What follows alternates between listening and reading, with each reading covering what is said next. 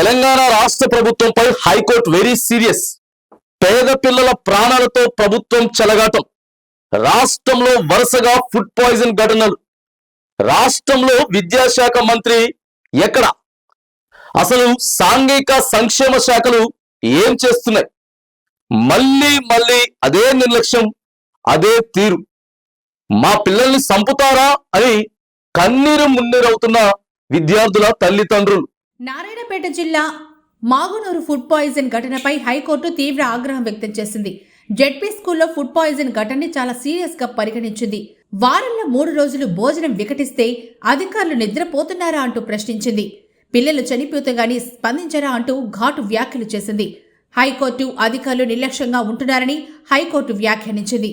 ఈ వ్యాఖ్యల నేపథ్యంలో వారంలో కౌంటర్ దాఖలు చేస్తామని ప్రభుత్వం న్యాయవాది చెప్తున్నారు. వివరాల సేకరణకు వారం రోజుల వ్యవధి ఎందుకని చీఫ్ జస్టిస్ ప్రశ్నించారు. ఆదేశాలిస్తేనే అధికారులు పనిచేస్తారా అంటూ హైకోర్టు ఆగ్రహం వ్యక్తం చేసింది. నారాయణపేట మగునూరు స్కూల్లో వారం రోజుల్లో 2 సార్లు అస్వస్థతకు గురయ్యారు. వారం క్రితం 40 మంది అయితే నిన్న 22 మంది కాగా వారికి మక్తలతో పాటుగా మహబూబాబాద్ ప్రభుత్వ ఆసుపత్రిలో చికిత్స అందించారు.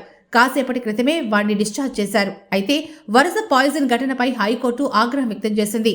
అధికారులు నిద్రపోతున్నారా అని ప్రశ్నించింది. ఫుడ్ పాయిజన్ లో హాస్పిటల్ పాలైన మాగునూరు పాఠశాల విద్యార్థులు డిశ్చార్జ్ అయ్యారు. నిన్న మధ్యాహ్నం భోజనం తిన్న తర్వాత 22 మంది అస్వస్థతకు గురయ్యారు. అందరి ఆరోగ్యం నిలకడగా ఉండడంతో ఆసుపత్రి నుంచి డిశ్చార్జ్ చేశారు వైద్యులు. Maganur ZP పాఠశాలని collector Cigna Patnaik పరిశీలించారు. స్కూల్ మొత్తం తిరుగుతూ పరిసరాలు చెక్ చేశారు. వరుస ఫుడ్ పాయిజన్ ఘటనలపై తల్లిదండ్రుల్లో తీవ్ర ఆందోళన వ్యక్తమవుతోంది.